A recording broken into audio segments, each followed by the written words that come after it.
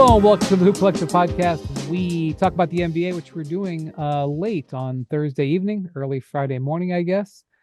Joining us from New York City, where he was at the Garden tonight, where it was rocking for the Knicks' 9th consecutive win, despite being down quite a few players. Jalen Brunson gets named to the All-Star team, then drops 40 on Indiana. Tim Bontemps. Hello, guys. Yeah, I don't think there's a higher popularity rating for maybe anybody in New York City right now, certainly among athletes, than Jalen Brunson. Jalen Something Brunson, else.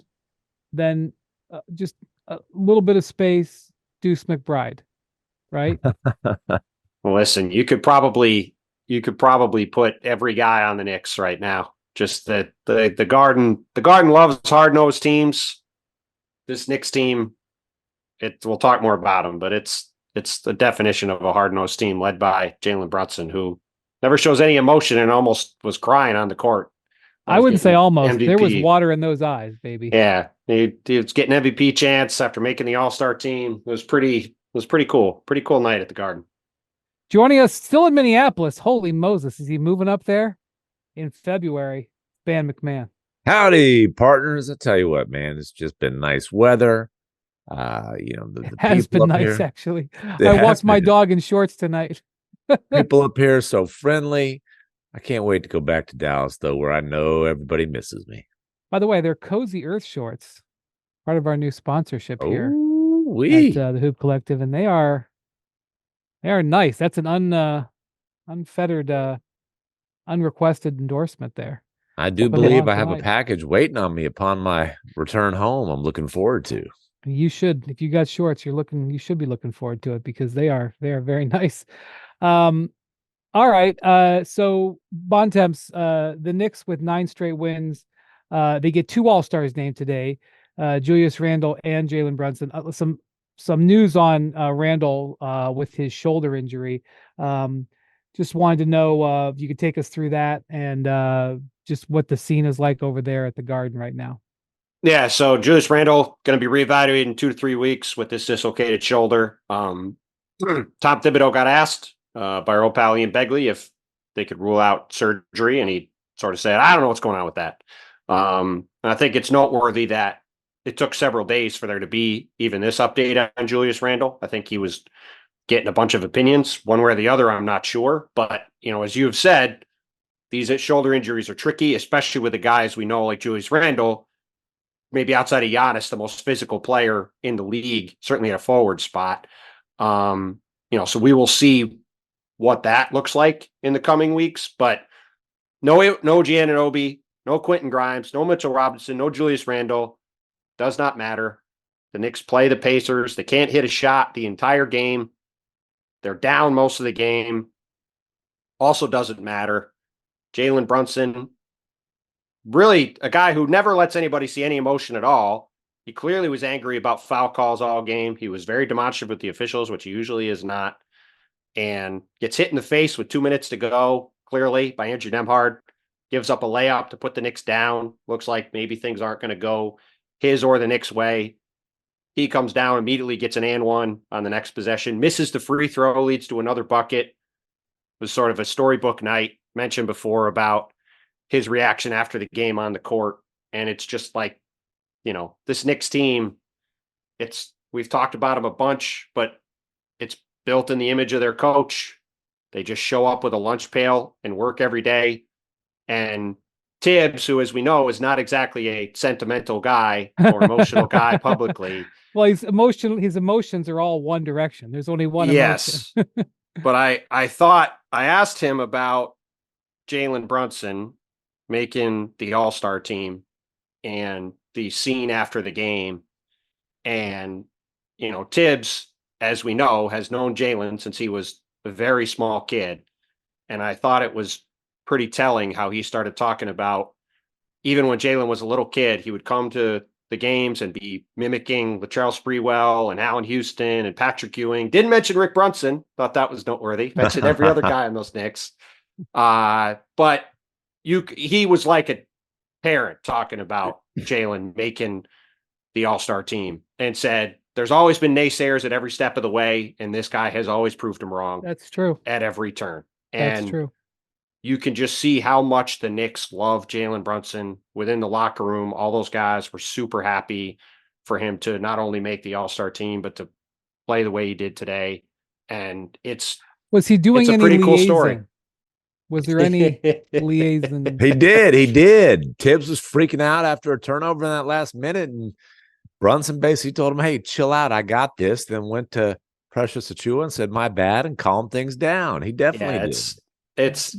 It's quite a scene at the Garden every game right now. And, you got Mike Walczewski on the microphone going crazy when he's making these plays. And you mentioned Deuce McBride. He has stepped in and been great. He had a bunch of shots to help turn this game around today. Dante DiVincenzo didn't make a ton of shots today, but made a couple huge ones down the stretch when it mattered.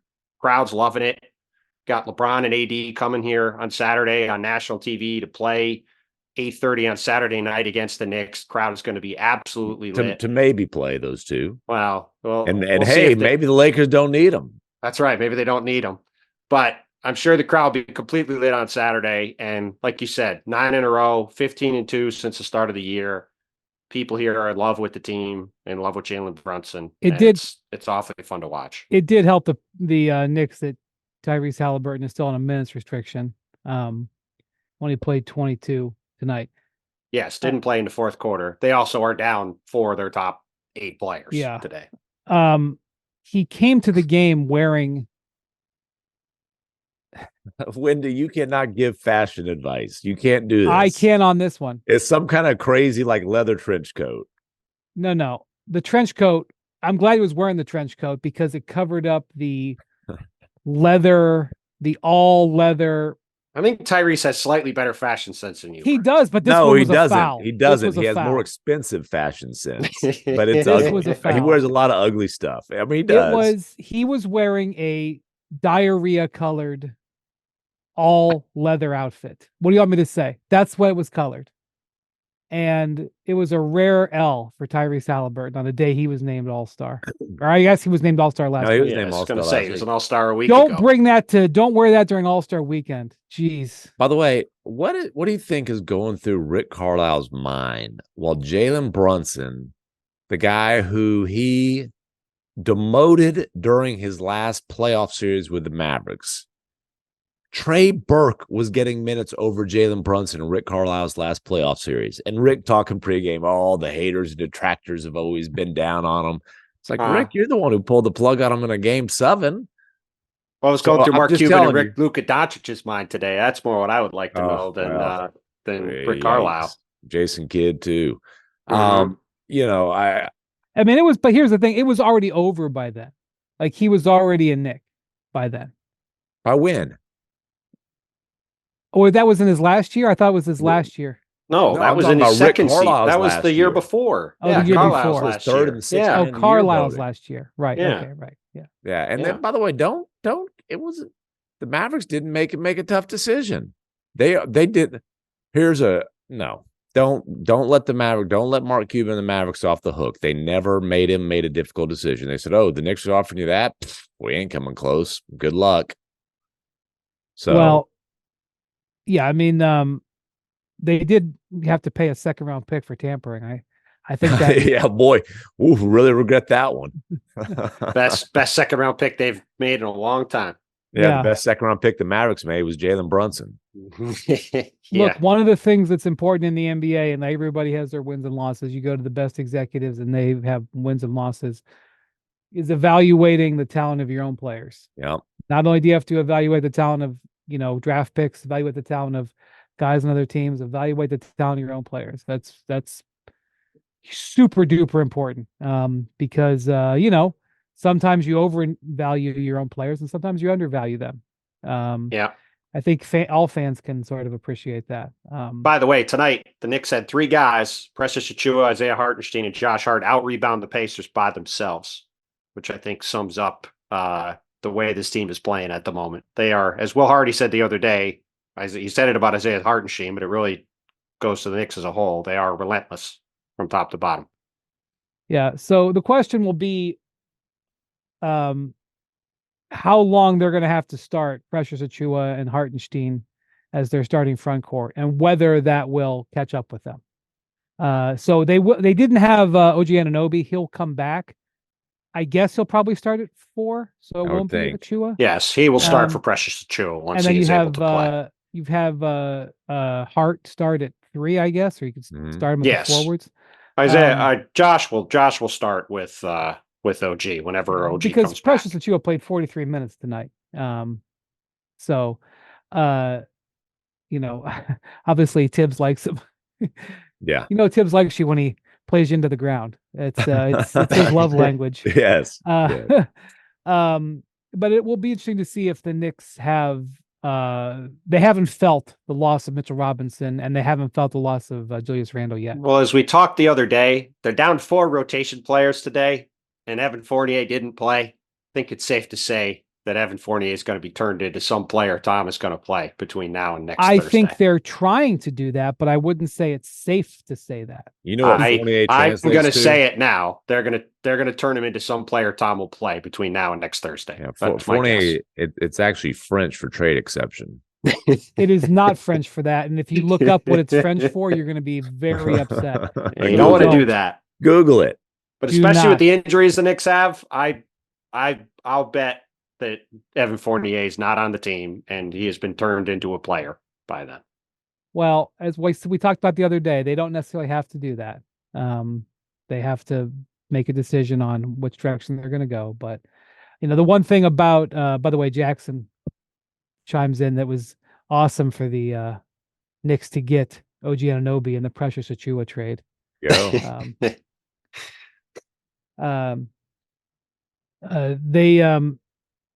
They do have to make a decision on whether or not they want to dip into their asset pool to do that.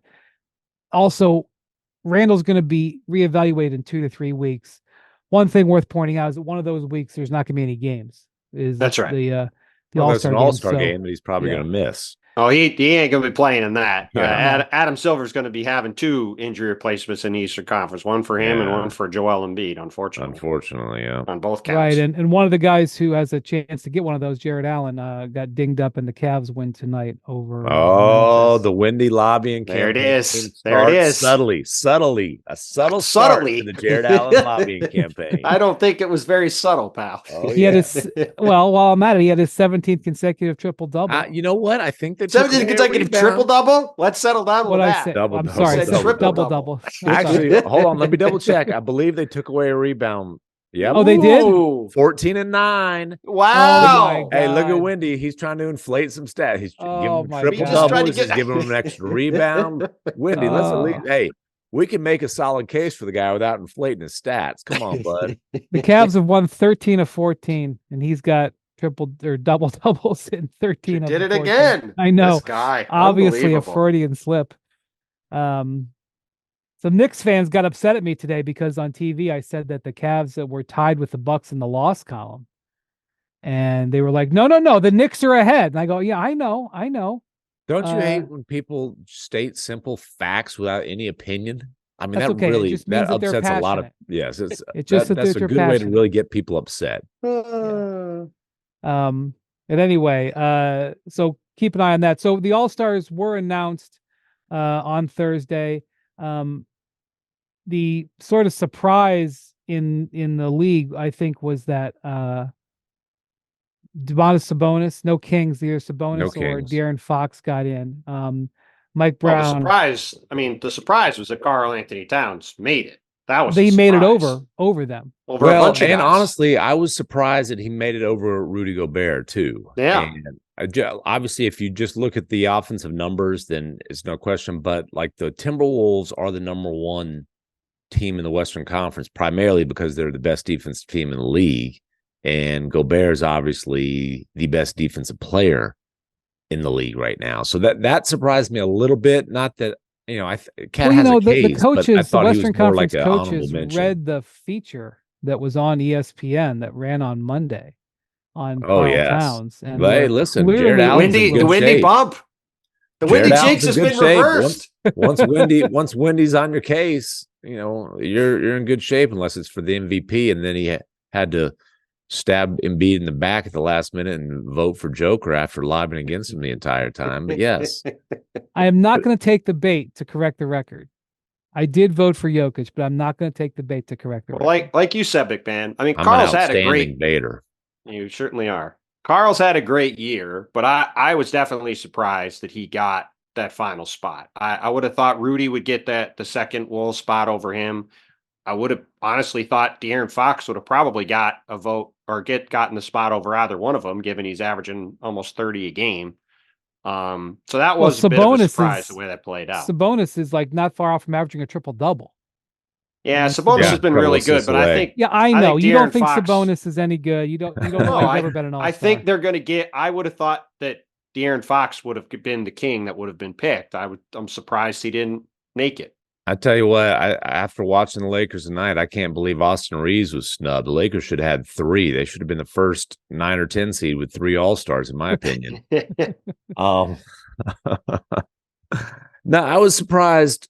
No Kings, and it's interesting because Mike Brown was not happy. He gave some quotes to Ansted tonight. You know, the Wolves were kind of lobbying for Rudy to be their second guy. Not kind of. In Ant's case, I went to Wolves practice today, and Ant talked, and he was awfully entertaining. He had a lot of funny things to say, but he was asked about All-Stars and how he'd feel about making it. He was an injury replacement last year. Like everybody knew he was going to make it, but he said, I could give 2 Fs, but he said the whole wide word. I could give 2 Fs, but I really want Rudy to make it for sure. So that was interesting. And Cat was asked about it last night, and Cat he gave a longer answer, but essentially what he said was, we're number 1 in the West, so it's a good time no matter what. Like, I think Cat was kind of bracing to not be an all-star, but, he's like, hey, man, life is good. I'm not sweating it. Rudy absolutely wanted to be an all-star. I don't think he hides that he cares about awards and accolades, but they are number 1 in the West. So, he's a front runner for defensive player of the year, and he's making 40-some-odd million. I think he'll be okay. Well, you know what? If somebody is going to get 2 votes, at least it is the 2 guys. Like, if it is a bit of a surprise, Carl made it. Even if I would have voted for Rudy, it's nice to see the team that's first in the West get a couple guys. Like, they've had a great year. They deserve it. And there may be another all-star from the Wolves, and that would be Chris Finch, who I think it's through this weekend. Is it through this weekend? Sunday. So Sunday. I'm pretty sure if they win one more game, they would clinch it, or if there's a couple of losses by other teams. Almost like you read my story. Yes, that is correct. You use some big words in it. If they win both their games, he definitely will coach in the All-Star game. If he wins one of them, I think the Thunder could get it if they win both. And said he wanted to hear Chris Finch's press conference and somebody to ask him about shot selection in the All-Star game. Well, Chris Finch is one of the gives one of the best press conferences in the league, and I like that he wears his 1960s style glasses. He brings them out and puts them on in the press conference like he's the professor. He has a professorial little vibe about him. He does. Chris and I connect on a special level. What's that? Which is Ohio State football. And we were very, we were very excited talking about the transfer portal the other day when I was. Were you excited talking about the national championship game this year? No, we were not. We were talking about the transfer portal. And by the way, Michigan earned it. Okay, you can go to Matt. We don't need. We don't need to do whatever. Anyway, fine. By the way, real quick in the East, just so people, in case people care, say Tibbs. Watch out for the old Tibbs. The Bucks are on the West Coast. What? No, the best case scenario is the Bucks don't win again, but Doc Rivers is the All-Star coach. That's the best case scenario. The Bucks, who have lost their first 2 games with Doc Rivers, lost Wednesday to Portland. If they lose their final 2 games and the Knicks beat the Lakers, Bucks play in Dallas Saturday and then in Utah Sunday. Pretty brutal back-to-back. If they lose both those games and the Knicks beat the Lakers Saturday night, Tibbs will be the All-Star game coach. And if either the Bucks win one of those games or the Knicks lose Saturday, Doc Rivers, who was hired a week ago, will be the All-Star game. No, we need the scenario of the Bucks lose them both, but then the Knicks also lose. We need all-star snub Austin Reeves to have another big game, because the most hilarious possible scenario is Doc Rivers is winless as the Bucks coach and is on the all-star bench.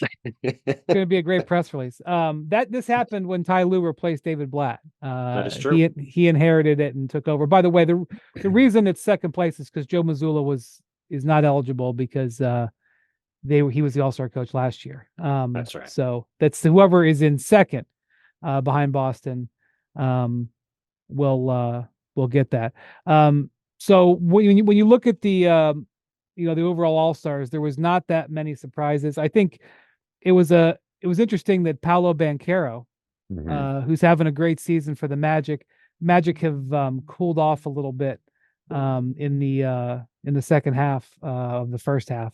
But Banchero's had a terrific season, and it's hard to make your first All-Star team. You kind of gotta, if you don't get voted in, you kind of gotta do it by a touchdown, because the voting with the coaches are loath to give second year, third year guys their first nod. So like Banchero getting that, and he finished he had pretty good votes. I mean the player voting is a scandal. It's just a scandal. Our guy George Niang, did you see this? Our guy George Niang got 15 player votes.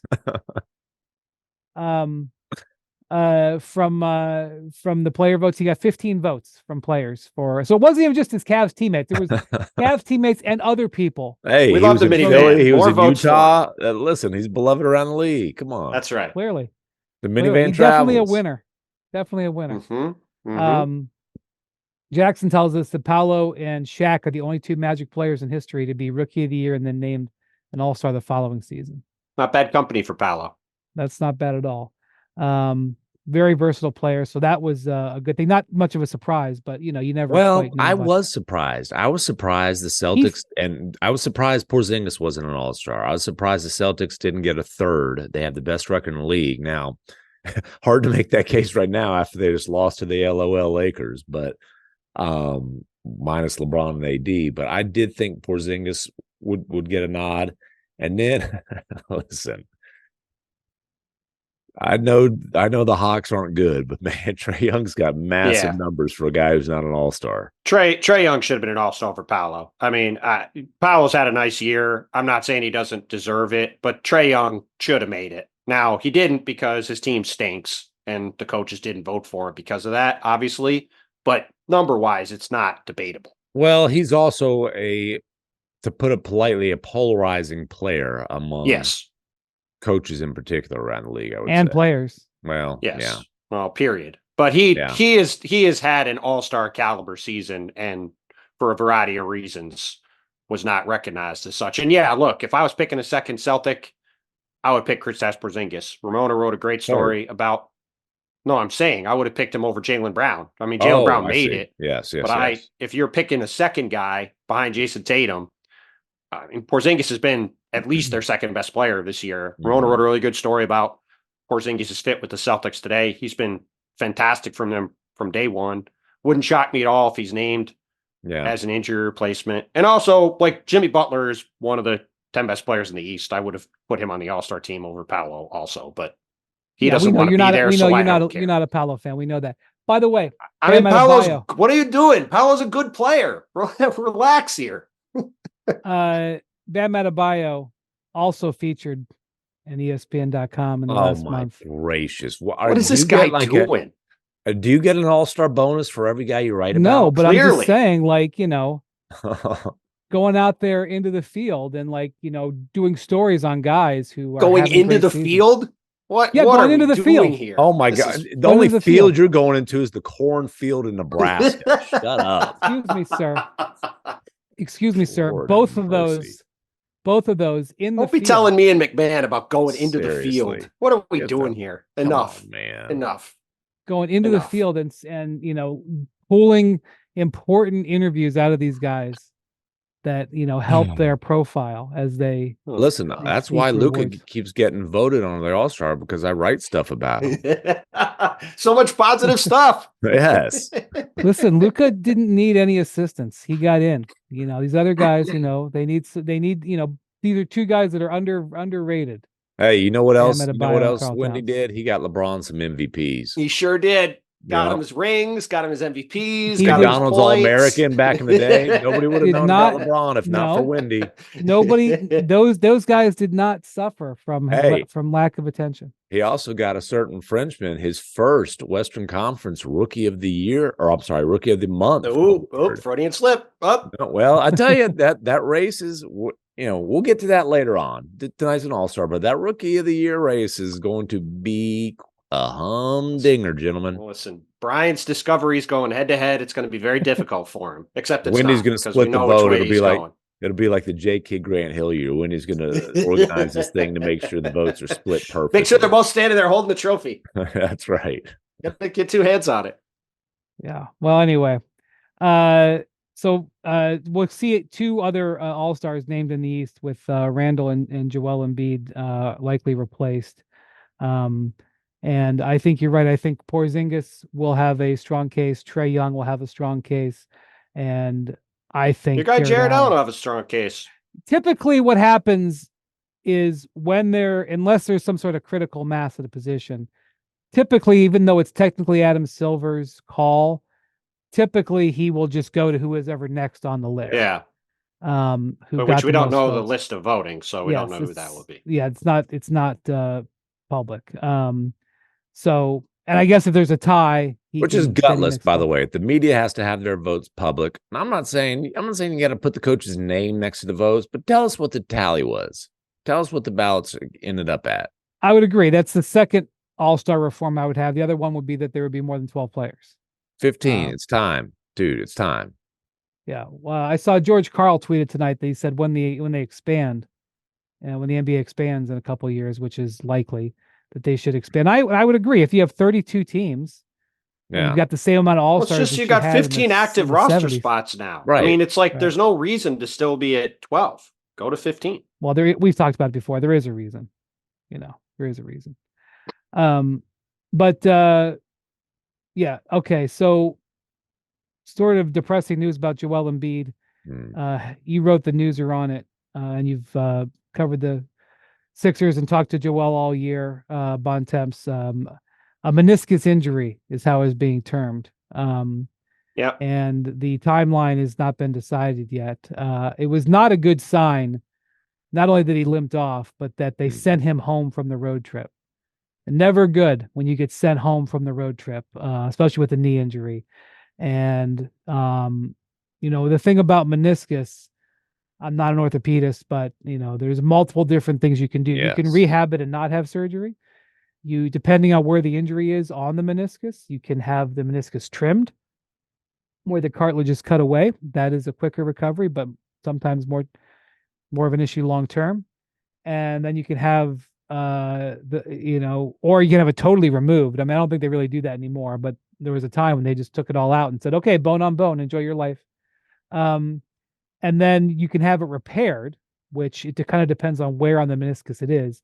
And the repair is a long-term recovery. Right. So Bontemps, that course of action is a pretty big thing hanging out there in the Eastern Conference right now. What's going to end going on with Embiid there?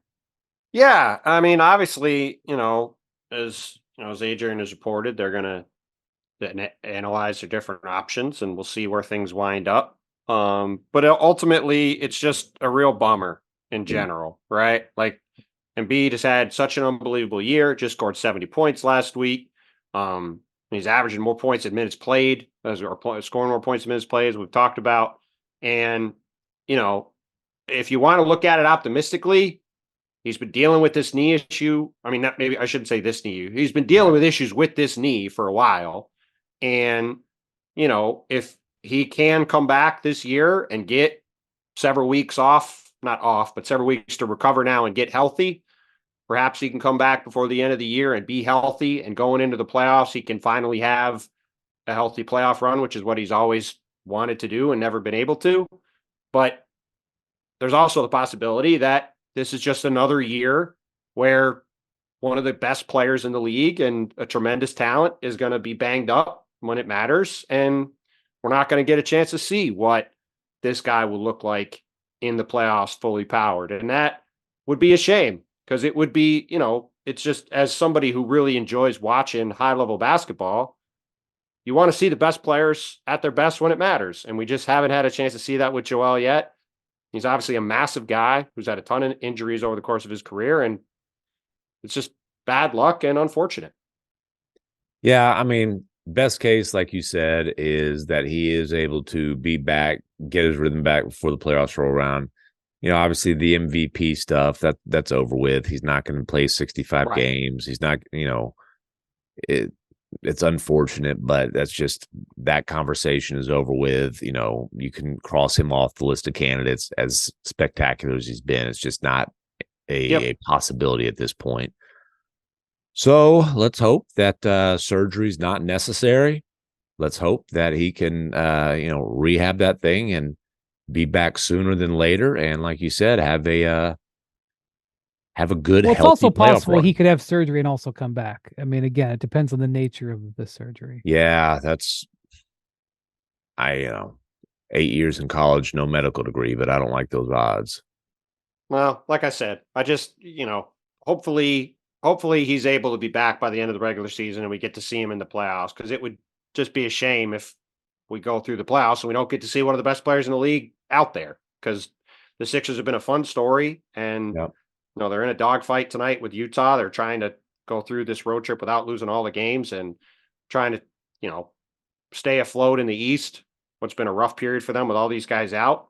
And, we'll see ultimately what happens, but I would expect that by the time we get around to the trade deadline next week, we're going to have an idea of how long Joel's going to be out. And it's going to be very interesting to see what the Sixers do. But I would assume, I don't know, but I would assume they're not really going to change their priorities that much either way, because regardless of what happens with him, they've got to me, still be showing him they're pushing towards trying to be as good as possible.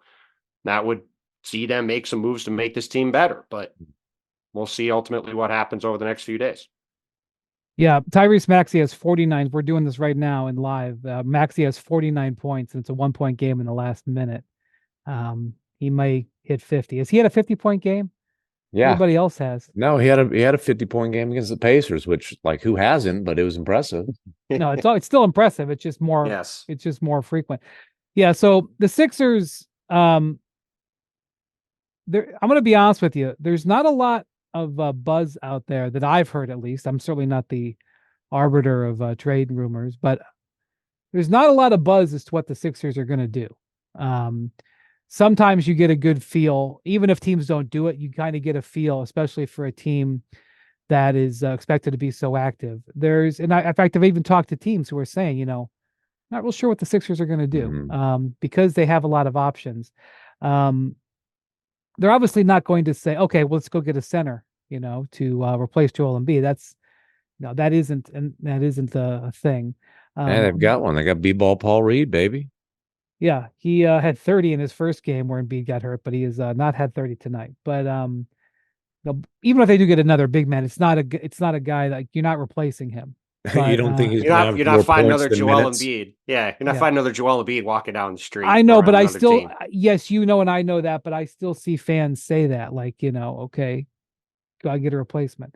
I don't think fans are saying go get another Joel Embiid. I'm telling you, what fans are you talking to? Like, where are you finding? I'm these talking people? to fans. He's out in the field. He's out in the right. field finding the fans out in the cornfields, telling them what's going on. I'm definitely out in the field. Can't you make like some kind of liquor out of? Isn't there a way to make like corn in the liquor? I think you're talking to those folks in those cornfields. Listen, man. Or maybe they're packing those corncob pipes. Somebody has to go to interview players at 5-star hotels. It's got to be done. Okay. Oh Lordy. Yeah, they're coming to see Windy at the 5-star hotel. Exactly. I'll have you know that. Well, I won't even say that. No, you got to say it now. You can't have us know and then not tell us what we should know. Well, I'm just, when I went to interview Carl, I stayed at a 3-star hotel. But he wasn't staying. He was staying at a 5-star hotel, but I was staying at arguably a 2-star hotel. So just what you think, don't make assumptions there, buddy. Okay, sure. Okay. Good to know. This reminds me, We'll get Jackson. the violin out. Seriously, I asked for some violin music last pod. You did not grant my request. If we can't get violin music, there might be a boycott. Again, I am just saying it to correct the record, because you Sure. are, you guys tend Okay. to stretch it. The thing about the 76ers is they have to decide whether or not they want to protect their cap space. I know a couple of things. One, that this free agent market isn't that exciting. Two, that Daryl Morey is always 2 steps ahead. Whenever Daryl's doing something, you know that he's got some sort of plan. And even if the plan doesn't always work out, he always has got something going on. So I'm sure there's some strategy that he has mapped out, that he's put a lot of thought into. But one of the things that they could do is, the old pre-agency, where they basically do free agency before the summer by trading expiring contracts, which they have a lot of for guys with long-term deals. And there has been some interest in the league from other teams. Will they go that route, or will they try to protect it? And I think it's also not uncommon for Daryl to negotiate late. To hold his cards in tight and then negotiate right at the end. And that might be one of the strategies that he's going on too, that he may not get serious. I mean, I was talking to one team today, and they were like, we've got an endless amount of time between now and the deadline. And you do 7 days. I mean, there's a lot. And so, but the Sixers, they are, if they think that they're going to get Embiid back, there's no reason for them to, like Bontemps said, to alter their plans. They should go forward and do what they're going to do. And the big challenge for them will be the bidding wars that there's going to potentially be, because there's not that much talent out there. And the one thing that is interesting that Bobby Marks tweeted about, and that several executives have echoed to me, is that all these teams that are trying to sell players, most of them want draft picks for them. But the teams that the buyers, the buyers, they don't have picks. Right. And MacMahon, bring in the vocabulary. Big day. Hey, if it's the buyers two syllables or picks. less, I'm in good shape. Right. The buyers don't have the picks. And the teams that do have the picks aren't necessarily incentivized really to be buyers. For example, the Thunder don't necessarily need to buy. The Jazz aren't in the market to buy. The Knicks. No, the Knicks are an interesting one. Yeah, but they've made a trade already this year as a buying trade, but they didn't give up any first. Like I said, the Knicks might move Fournier with some. They got a ton of second round picks. They got ways to move him to get a player, but they're saving their assets for bigger fish that aren't available. Right, but the nuance is that the Spurs obviously aren't buying. Right. The nuance is that the currency, the trade negotiations are hampered because there's a bit of a freeze in the movement of first round draft picks. And what Bobby said is that 75% of all tradable first round picks are in the hands of 11 different teams. And a big majority of these 11 teams are not I'm not saying they won't buy, but they're not actively buying. And this comes, then, several teams have none. Cleveland, Denver, right. Milwaukee, Minnesota, Phoenix, none. So with this leads me to what I'm bringing this up to, guys. I want to discuss the Lakers real quick, because Bontemps has been campaigning for the Lakers to consider making a trade for a guy like Dorian Finney-Smith.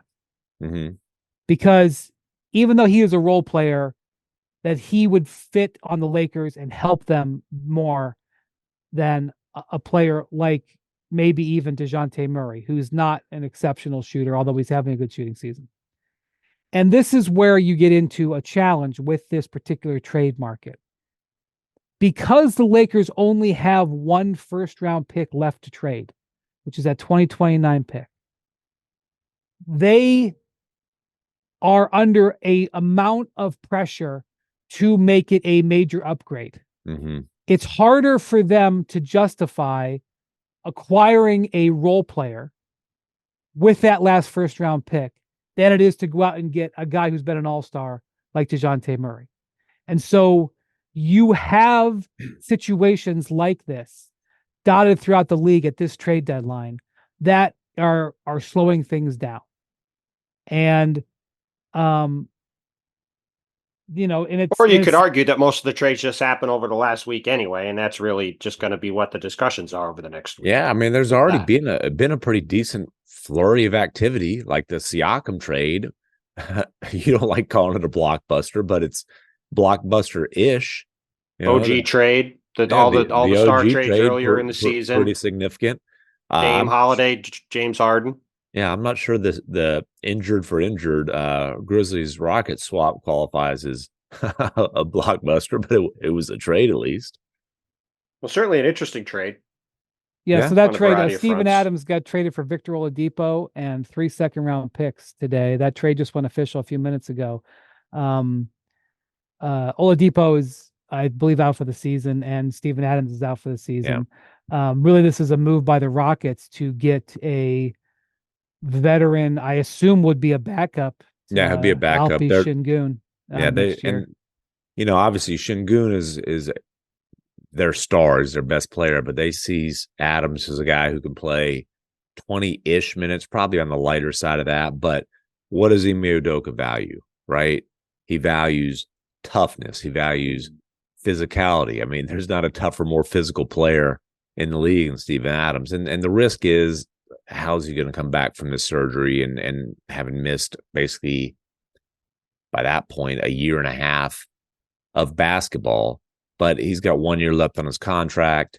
And again, he is about everything that Ime Udoka wants his teams to be about. They see him as a guy who can really help them in that limited backup role. And then for the Grizzlies, you get a little draft capital, but it's a salary dump. I mean, they're ducking and dodging luxury tax moving forward next year when Ja's obviously on a max deal, Bane's on a max deal. Jaren Jackson Jr. is, I don't have the number in front of me, but he's making 20 some odd million. Yeah. Smart's got and Smart's got a significant contract. And I'm not saying any of those guys are bad contracts. I don't think any of them are. But, if you've got other significant contracts, they also know everything about Steven Adams' knee condition. Yeah, and I'm not sure. Well, by the way, Maxey got to 50. There you go. Well, look, go ahead, MacMahon. It was a strange saga with his knee injury that was originally supposed to be a 3 to 5 week thing, and then he wasn't going to have surgery, and then oops, he needs surgery. I'm not sure how much everybody was on the same page there, so it might have just also been time for those. By the way, I just joked about, not joked, but discussed pre-agency about Philly. This is pre-agency. That's a free agent move essentially. Well, here's the other thing about this deal too. With Steven Adams, with Jalen Green, who will be in the last year of his rookie deal and is going to be an interesting guy to monitor going forward. And then the combination of Jock Landale, who's got a non-guarantee for next year, $8 million. Jeff Green, who's got a non-guarantee or partial guarantee next year for $9.6 million. And Jae'Sean Tate, who's got a team option for $7 million. Between those 5 guys, that's $40 million in salary. Mm-hmm. And all expiring.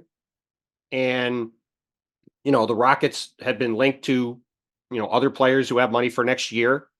They could combine some of those guys maybe to get somebody like that. And then all of a sudden, like we talked about the other day with the Knicks, the Rockets, who have all this draft capital and have been looking around for players, all of a sudden could have $30-40 million in expiring salary with draft picks to start offering around. Draft picks. Right. To start offering around for, significant additions this summer. So that's another part of this to think about too. Yeah, they're star hunting, and they want to get to phase 3 as fast as possible. especially now that it's oh, hey, Şengün's a star caliber player. Man, Jabari Smith's really coming along. Ooh, Van Vliet's a leader. He's a winner. Brooks is sometimes he does stuff that makes you shake your head, but he's helping them win games. So yeah, they if they could, if they're going to be in the hunt for stars for sure. Whatever stars become available, they'll be aggressive. And with the Brooklyn picks, it's not just that they have some picks; they've got Brooklyn swaps that could be significant value in potential trades. And I was personally a little surprised that they sort of let Memphis off the hook, I thought, in this deal, because, like you said, Memphis really needed to get out of this money. I'm not sure there was a huge market for Steven Adams' services. I thought Memphis did pretty good to get 3 seconds to get out of that money when they've got a pretty, like you said, they got a lot of financial stuff to deal with over the next 12 months. And for them to get out of that was pretty big win for them, especially to get some assets back with it. Yeah, I thought the era of the second round inflation might be over after last year, if we're seeing like Jay Crowder getting traded for 5 seconds and stuff, because that was a little bit wild, but maybe we're not. If Steven Adams, who's not playing this year and is in a salary dump, gets 3 seconds, maybe we're not. I don't know, man. I know there's value in second rounders. I have a hard time giving a crap. I do think it's hilarious that. Well, you better be ready to buckle in for night 2 of the NBA draft. Listen, coming to you live from the Seaport Studios in New York City in June. The Thunder have 21 second round picks available to to trade. 21. Right, which is why it might not be the worst idea in the world to spend 2 on a rebounder or 3. Or 12. Who gives a crap? Yeah. Well, they don't matter until they do. That's the thing about second round picks. Until you need one to seal a deal. I get it. Yeah, but speaking of the Lakers, so they had a interesting day on Thursday. When McTen gets befuddled, it's not a normal state of affairs. McTen has seen just about everything you can see with the LeBron situation. McTen got befuddled on Thursday when the Lakers had announced that LeBron and AD were questionable. That has happened a number of times this year, and they have played almost every time. Yep. They were coming off of a back-to-back where AD missed a game, but this morning AD went through shoot-around and spoke to the media. That is not something that would happen if a player is about to be ruled out. Maybe if he got out there pregame and like warmed up and it just didn't feel right, but going through shoot-around and speaking to the media is something you do on a day you're going to play. Dave was saying that LeBron was out there going through the film, in the portion of shoot-around that was open to the media. LeBron was going through film. And he has, again, been questionable with that ankle soreness and calf, I think it's shin soreness for weeks now. Then they rule both of them out, 30 hours after LeBron tweeted the hourglass emoji. And it certainly sent off some eyebrow raises. Probably some eye rolls too. Yeah, as I said, look, it's not my ankle. But I did know this. Like, LeBron does believe that, and he has for years now, that he has a certain responsibility to fans. And he made the decision a few years ago that if he's 50-50, he's going to play. And if he's 60-40, he's going to play. He is sort of opposite of the recent trend on that. He plays. And this year, it's almost always been play. I think he's had a couple of times when he's been out with this ankle, but they were almost, I think, ruled the day before. I think if he's been questionable game time, he's gone. And I know that he has said, he does it for the fans. Except maybe for the fans in Boston. I was going to say, there might be an exception in one city. Yeah. I'm not sure LeBron likes to leave his hotel room when he's in Boston. And so I think that, that was a little bit of an asterisk. But with the hourglass emoji, what I'll say about LeBron is this. There have been multiple times in his career where he has pressured his team in whatever ways he does it, often through passive-aggressive action, to make changes either in the summer or at the deadline. But it's happened at the deadline on a number of occasions. And no matter what you want to say about his tactics, whether this is a tactic or not, boy, did it feel like it. I mean, you're tweeting an emoji. It's a tactic. Yes, it's a tactic. Of course it is. I know. Of course I'm just, he's got deniability, but it's weak deniability. No, he doesn't. For the most part, when he has pushed his teams to make changes, it worked out for the teams. As much as you can say worked out, no, reaching the sir, finals. We're not doing that. Absolutely. Absolutely. No. It's happened 3 or 4 times. Okay. Where he has you can say it's worked out and gotten what he's wanted. It's worked out on several occasions, but we're not going to give LeBron GM credit when he was the one who was primarily responsible for the Russell Westbrook deal. Oh, of course. No, I'm not saying that he hasn't contributed getting them into this situation. I want to be clear with that. I'm not saying that he wasn't a factor in why they need a midseason overhaul, but several times he has pressured his team to into stuff they didn't really want to do, and it has worked out for the team. Did that Russ trade befuddle Mac-10? I don't remember, but it should have. I was befuddled. Were you befuddled, Bontemps? No, I wasn't. I just knew it was terrible from the jump, and I was correct. You were very fuddled. Yes, very well. fuddled. They fuddled it up. That's for even sure. Last year, his last year in Cleveland, 2015 in Cleveland. All these were times where he agitated for changes. They made changes, and those teams. Yes, I was speaking to somebody the other day who was part of that 2018 Cavs team about that infamous night before the trade deadline when LeBron hit the game winner, and Isaiah was trying to celebrate with him, and it was very obvious that Isaiah was going to be gone. Yes, that was a all-time moment is right. But look, again, like the Lakers are sitting at 500. Like we've talked about, those guys, they didn't play today, but they've been great. They've basically been available all the time. They're sitting 9th place in the Western Conference. Are they going to do something? Or are they going to wait until June when they have 3 first-round picks instead of 1 to do something then? We know what LeBron is going to say. LeBron's going to say, it's time to do something now because it's always time to do something now. But, let's see what they do over the next week. It's going to be very interesting to watch. I don't have the words to articulate how much LeBron does not care about a 2030 pick swap. Oh, yes. I have the words. He doesn't care at all. The end. It's less than that. Complicated. He cares less than 0. Yeah, that's tough. I mean, tell you what, though, Rob Pelinka has to care about him. And, man, those can blow up in your face. The Mavericks gave up a 2030 pick swap to get Grant Williams, that sign and trade, 2030 pick swap with the Spurs. And I'm telling you, man, that's cause for concern. Well, and look, it also is worth remembering the Lakers have repeatedly messed up their team building for years now. Yes, they did win the title in the bubble. Obviously, that's they flags fly forever. Never have to say you're sorry if you win a title, as Brian likes to say. All true. But the reason they're in this spot is because of repeated mismanagement of their roster, which is why their team isn't very good, and why we're sitting here again talking about, do they have to go do something at the trade deadline to try to make this team better? Because they're in the same position year after year after year because they keep making similar mistakes. Well, they pulled a stunner and won in Boston. Austin Reeves was his game of the season. They really just had a super hot 3-point shooting game is what they did. 19 of 36. That will do it. Yes.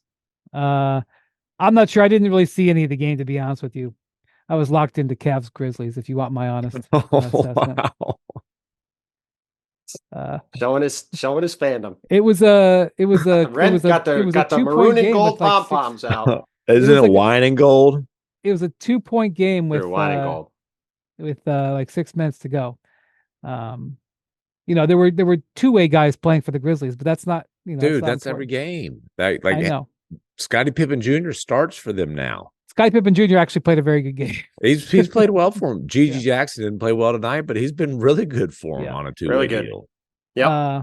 Anyway, so the Lakers do get that win. The Celtics, by the way, have lost 3 of their last 5 home games. I think they started. They were 20-0. Yeah. At all. Yeah, I think the Celtics might be kind of counting down the days to the All-Star break, and they might need to snap out of that a little bit here.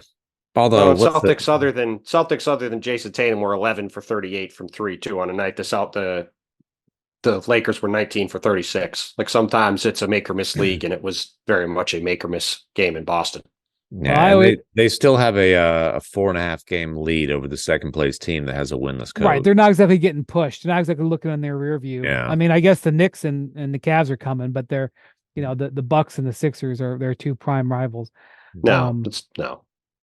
Yeah. So, but still, take your hat off. Lakers got it done, and that's a great win. I mean, look, especially with where things are at. I mean, we talked about the other day. They got a tough schedule. I mean, no LeBron and AD. Nobody thought they were winning that game tonight against the best team in the league, and they go in there and win that game. They get back to 500.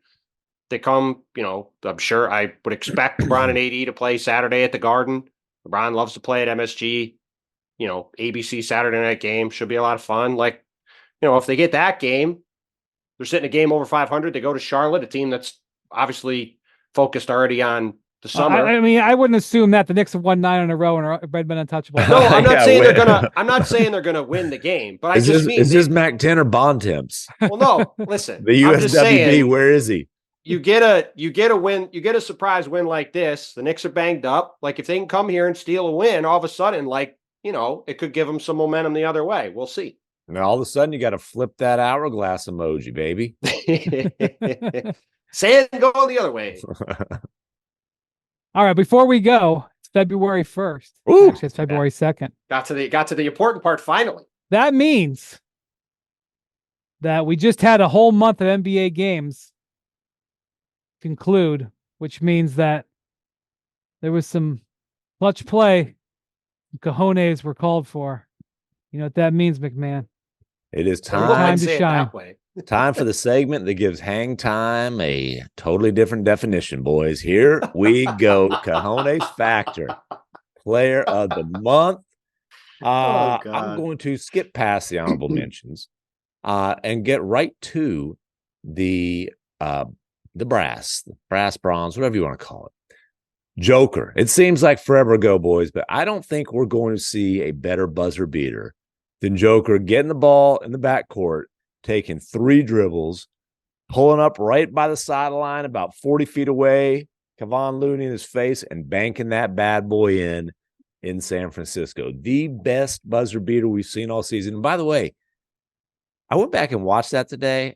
He celebrated that significantly harder than he celebrated winning the actual NBA championship. Because that one surprised him. The championship he knew he won for several days. Yes, it was just pure joy. His clutch numbers, 31 points, 13 rebounds, 3 assists, and 25 clutch minutes, plus 31, 67% from the floor. Helped close out the Celtics when winning in Boston as a road team was actually an accomplishment. So, Joker, 3rd place, the silver medalist here. And this is on a team that we haven't talked a whole lot about this year, but they are kind of quietly playing respectful basketball. Like, they're playing okay ball up there in Portland, in Rip City, baby. Anthony Simons, 36, 8, and 5, 65% from the floor and 35 clutch minutes. Boys, nut cutting time. And as you know, that's a 1-possession game in the last 3 minutes. 17 points on 7 of 8 shooting. This dude beat Mikal Bridges off the dribble, game-winning floater in the last second, January 17th. And boys, Dame time came back to town, and you know who got it done? You know who got it done in Dame time? It wasn't Dame. Anthony Simons, another go-ahead floater. The go-ahead shot with 17 seconds left to spoil Damian Lillard's return to Portland. Anthony Simons. Haven't talked a lot How about Brooke Lopez looking off an open Dame at the end of that game? To shoot a 30-footer? I don't care if we shoot an 8-footer. Yes. I mean that was quite a move. It seemed like a Dame moment. It seemed like a probably should have had the ball in his hands. I think you might be right. Let's not harp on the Bucks. All right. We wish our former colleague, longtime colleague, Doc Rivers well there. After his many weeks of service, as Mike Breen said so perfectly. Let's give Anthony Simons some props, man. Hey, the Blazers have won, I think, 5 of the last 9. They're not rolling over. Chauncey Billups has those guys scrapping. Simons has been a big part of it. And then the gold medalist, a guy we have talked about a whole lot on the podcast this month. Boys, do you have any guesses? Been a hot topic of conversation. Shea. Not Shea. On the trade block. Oh. DeJounte Murray. That's right. Of course, I should have known. He had 2 and I'll of them. tell you, listen, I'm not going to read his clutch numbers because they actually stink. But having said that, when you hit, hey, listen, this isn't a stats award. This is an eye test award. It can be influenced by stats. The man had game winners in the final second or final couple seconds in consecutive games. Hit the buzzer beater over Markelle Fultz to beat the Orlando Magic. Next game out, he hit a game-winning pull-up 3 with 2 seconds left to beat the Heat, and it on was Udonis Haslem night. To spoil. Yeah, you're gonna make Udonis Haslem. You're gonna ruin his night in Miami. That's right. You got some cojones if you're willing to take that risk, but I'm just telling you that right now. Udonis Haslem night. You know where he pulled up from? Right next to that E and Heat culture. Take that, you Heat culture. Take this. And that thing just flew over that entire paragraph in the paint. Swish. Right there, baby. DeJounte Murray, the cojones factor player of the month for January. I think that's a very fair and fitting answer. Did he make another one versus Orlando earlier this season? Hasn't he beaten the Magic? Like, I don't know if it was like last second. Hasn't he beaten the Magic? I believe twice? he had another game winner earlier this year, but I could be wrong. Yeah, I believe that is accurate. I thought I remembered that. The other great thing, going back and watching that shot against the Heat, is the ball's inbounded, and it's inbounded to DeJounte Murray, and Trae Young's looking over the bench like, call timeout. I think Trae would have liked the ball, but he was an eager participant in the celebration. Yes, Very he was. Good. Well, I would just say that as the deadline is a week away, there's a couple of teams that, and this happens every year, but there's a couple of teams that sort of hold the activity of the market in their hands a little bit. Mm-hmm. And the Hawks are definitely one of those teams. Not just with DeJounte, but if there's anybody else in that roster, there's been some speculation that they may, look to get their payroll a little bit under control going into next year. They're going to have to pay Jalen Johnson. The guy's awesome. Yeah. And by the way, they don't have to dump DeJounte Murray salary wise. They signed him to a really good contract. A DeJounte Murray trade wouldn't be salary based. That would be because the backcourt of he and Trae Young aren't functioning at the level they need to. But it wouldn't be stunning. This is a team that has made a couple of salary trades in the last 2 years, and they got to pay some guys. So, they are a team. They could do nothing, by the way. But they are a team that could obviously trade DeJounte, and they could even make another deal or two. The other team I think that to keep an eye on is the Brooklyn Nets. Nobody is 100% sure. Maybe the Nets are sure, or maybe they're not even sure. When you talk to teams, it's not clear whether the Nets are going to be buyers or sellers. Yeah, they do have, despite not having their own, they've got plenty of picks. If they want to be aggressive that way. But what's your thing about being a rebuilding team? Problem is you can't go into a rebuild when you don't own your own draft capital. That's right. Well, I just say if you're in a rebuild and you don't know you're in a rebuild, they know they're in a rebuild. Trust me. They kicked it off last year. They just don't benefit from being bad. Right. So that reality is a thing. So there has been chatter like, would they move Dorian Finney-Smith? Man, would they move? They are not coming down on the price. Now there's time to go, but right. And would they move Royce O'Neal for another perimeter defender? The other team is Chicago. Like, what is Chicago going to do? That's the other team too, because they have a lot of guys. Or if they decided to move guys, they could move them for, whether it's Zach LaVine or Alex Caruso or DeMar DeRozan. Like, obviously, there's differing levels of interest in those guys, but they have a lot of players that, if, like you said, like sort of like Atlanta, if they decide to pivot towards hard selling, like, they could really be a team that shakes up the market quite a bit if 2 or 3 That's of right. those guys end up elsewhere. That's Or right. they could look at it and say, we could try to finish in the top 10 and try to make the playoffs and not do anything. Well, So- and then I'm quite curious to see what happens with Malcolm Brogdon and Tyus Jones in particular, because I think those two guys can really help good teams. For sure. Tyus could be potentially interesting to where he ends up. By the way, one of the interesting teams is the Pistons. So you would think a team like Detroit, who is 6-41 as we speak. Hey, illegal breathalyzer reading though, baby. They are 1.128 at the moment. Yes, that's his point. That's Uber time. Yeah, I'm just They should backing get up an your Uber number. sponsorship. By the way, Washington at 0.191. That's an aggressive night, but that's still in that zone. It's Could you have blown some sure. 191s in your heyday, MacMahon? Brother? Listen. Yes. Listen, back when I met Bontemps when he was in his 20s, that man used to party. Now he's just Hey, Bontemps would be blowing that at 6 a.m. Anyway, I would be okay. Not anymore. Back in his prime. I was not. MacMahon knows what I'm referring to with that. Yeah. All right. Anyway, so there was some belief with Detroit that they might not actually sell because they did not want to be the worst team in NBA history. And that even if it meant that it cost them a pick or something medium term, they did not want to be sitting around having to look at retrospectives in 15 years. Remember that 2023-24 Pistons that won 8 games? Dude, they already have to because they had that losing streak. I understand. You're already going to be an infamous team. I got you. Yeah, that's people would remember 8 a lot more than they do the losing streak. But because the Pistons have won 3 of their last 10, doubling their win total, and they've now got 6 wins, there's a possibility that Detroit might actually be more willing to sell than they were 2 weeks ago.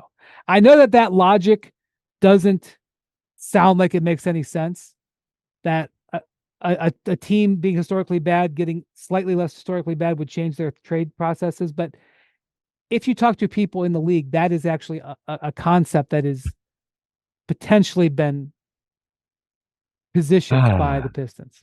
Yeah. Gonna be an interesting week. Hey, anytime you can be aggressive to chase double figure wins, I think you got to do it. Listen, the all I'll tell you is that the Spurs are 10-38, and there are 3 teams that could potentially have a worse record than them.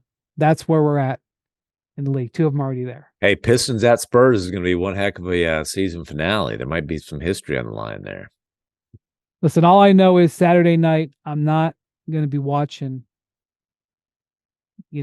Knicks, Lakers. Okay. What Cavs at Spurs. Big one. It's a big one. Listen, the Wembanyama. Hopefully, Jared Allen can play for the Wembanyama. Jared Allen, Victor Wembanyama, MVP candidate number 1 versus MVP candidate number 2. It's potentially head to head. Hey, you want to go ahead and plug your Cleveland radio gig while you're here? No, it's not necessary. It's not necessary because you're plugging it all the time. It was a 1 possession game in the 4th quarter. The Lakers game was. You'd have been watching it if it was a 20 possession game in the 4th quarter. I would not. First of all, are you still operating with a single TV setup? A single TV setup? Yeah, like you don't have multiple TVs in my house? Yes. No, whatever. He doesn't even understand the question. In your TV watching area. Whatever your primary viewing room is, you don't have multiple TVs? Yeah, because I can't watch more than one thing at a time. Listen, Tim, this guy can't. If this guy's on the phone, this is something for the listeners. I'm sure Tim has experienced this. If you're talking to Brian on the phone, he gets a text message, you go, hang on a minute. And there's a 45-second pause while he taps out the response on the text message. Then he comes back, goes, all right, I'm back. I'm sorry. Had to do that. That is accurate. So he ain't watching There's two no TVs lies. at once. I can promise you I that. can't do that. I remember like 10 years ago, I went out to Vegas and I went to one of those sports books where they had every NFL game at the same time. It Yeah. was hell. No. I had no hope. I was like a child. So I've got 2 screens, and my goal in life is to get at least 7. This is At how least- LeBron watch. Like this is what LeBron does at night. LeBron, when he's not playing, he turns on 6 games or 8 because he's got 2 college games on, and he opens up a 4-figure bottle of wine and he like computes all 8 games at once and drinks wine. And like that's completely I'm unable to even think about that. Well, other than the wine and the computing, I can relate. Yeah. Well, someday you'll have your 6 screens. Hey, if you have a phone and a laptop and a TV screen, you don't need anything else. I have been in Worldwide Wob's house when he is going through a night when there's like 8 or 9 games. He doesn't have 6 screens. He doesn't have the LeBron setup. He's got like a laptop, an iPad, a phone, and a TV. He doesn't need all that stuff. Overrated. All right. Thanks for listening to Hoop Collective Podcast. Congratulations, by the way, to Cojones Factor Player of the Month, DeJounte Murray. He is now side by side with John Morant, 2 guys just having a blast this season. I don't remember who won in November. You'll have to go back into the Such a archives. prestigious. Oh, it was Steph. I think it was Steph. Another guy having a blast. Well, yeah, of the that's season. right. It's You don't want to. boy. Here's the real moral of the story is you don't want to win Cojones Factor Player of the Month. It means your season's a train wreck. I guess so. Thank you for listening to it. Thank you to Jackson, our producer. Thank you to Bontemps and MacMahon. We'll be talking to you next week. Adios, amigos.